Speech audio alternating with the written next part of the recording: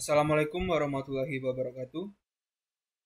Kami dari kelompok 10 akan menjelaskan mengenai activation function. Kelompok kami terdiri dari 3 orang. Yang pertama yaitu Anjas Wiranta Tarigan. Yang kedua saya sendiri Hafiz Hidayat. Yang ketiga M. Afif Aliaksan. Langsung saja ke materi. Yang pertama yaitu pengertian dari fungsi aktivasi.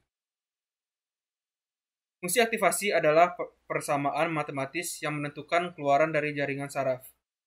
Fungsi ini dilampirkan ke setiap neuron di jaringan dan menentukan apakah harus diaktifkan atau tidak, berdasarkan apakah masukan setiap neuron relevan untuk prediksi model. Jaringan saraf tanpa fungsi aktivasi pada dasarnya hanyalah model regresi linear. Fungsi aktivasi melakukan transformasi non-linear menjadi input sehingga mampu mempelajari dan melakukan tugas yang lebih kompleks. Misalkan kita memiliki jaringan neural seperti gambar di samping. Bisa kita lihat di sudut kanan.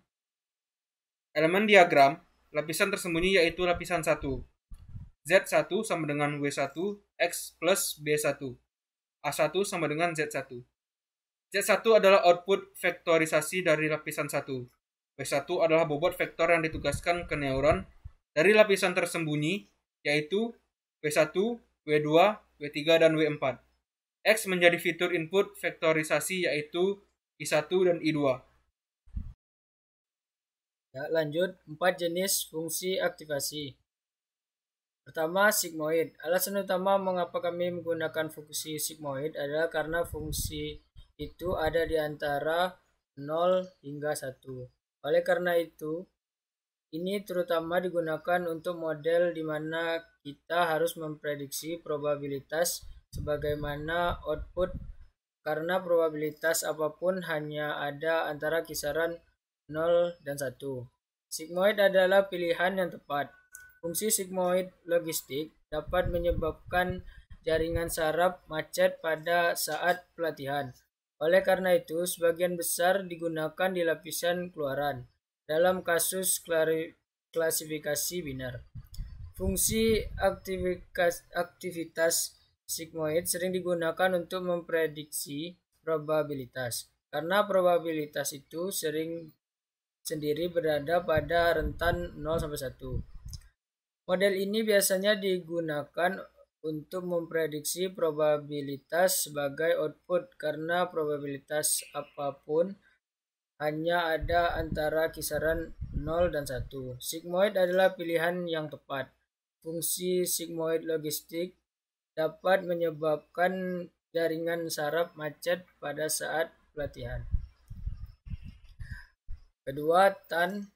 Fungsi aktivitas sigmoid sering digunakan untuk memprediksi probabilitas, karena TAN merupakan versi bergeser dari fungsi sigmoid, di mana range-nya antara -1 dan 1. Relata aktivasi yang keluar dari hidden layer mendekati nilai min 0. Oleh karena itu, data lebih terpusat yang menjadikan pembelajaran untuk selanjutnya lapisan lebih mudah dan lebih cepat. Salah satu kelemahan dari sigmoid dan TAN adalah jika input jumlah tertimbang kita atau Z sangat besar atau sangat kecil, maka gradien jumlah disebut turunan atau kemiringan dari fungsi ini menjadi sangat kecil dan akhirnya mendekati 0. Ini dapat memperlambat penurunan gradien. Selanjutnya ada ReLU, Rectified Line Activation Unit, sebagai salah satu tonggak dalam revolusi pembelajaran mendalam. Fungsi aktivasi ini merupakan turunan monitif di mana fungsi akan mengembalikan nilai 0 jika input negatif dan mengembalikan nilai X jika input positif. Hal ini membuat jaringan menjadi renggang dan membuat tersebar dan membuat mudah bertemu antar neutron hingga lapisan mulai bertambah banyak. Namun, untuk nilai yang terjebak negatif tidak akan melakukan pembelajaran. Lanjut, softmax. Softmax berfungsi aktivasi yang digunakan dalam jaringan saraf.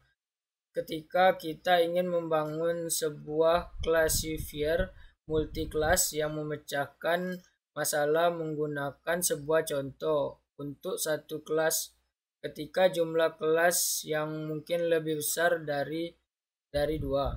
Kalau kita hanya dapat menggunakan sigmoid jika kelas mungkin sama dengan 2. Sigmoid juga dapat digunakan dalam kasus klasifikasi kelas jamak. Tetapi semua tergantung pada kasus penggunaan dan preferensi pengguna.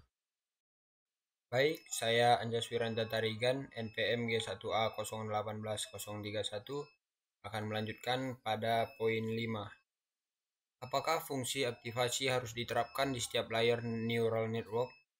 Jawabannya ya.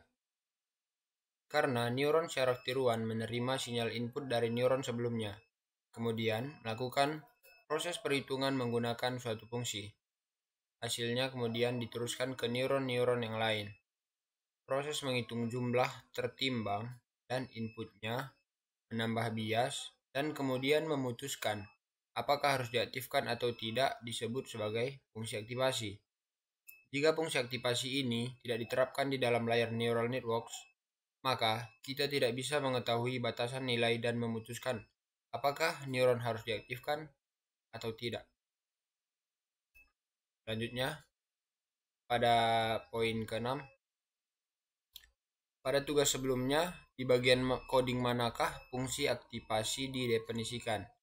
Pada program klasifikasi, fungsi aktivasi terdapat pada model tf.keras.models.sequential, di mana program ini menggunakan aktivasi ReLU, yang membuat komputasi pada program ini sedikit lebih cepat dari program lainnya. Pada program regresi, fungsi aktivasi terdapat pada model keras.sequential, di mana pada program ini juga menggunakan aktivasi ReLU, yang membuat komputasi pada program ini akan sedikit lebih cepat dari program lainnya. Oke, sekian dari kelompok kami. Terima kasih. I'm an icon, man. And my girl about a 10. I should fuck her in the Benz.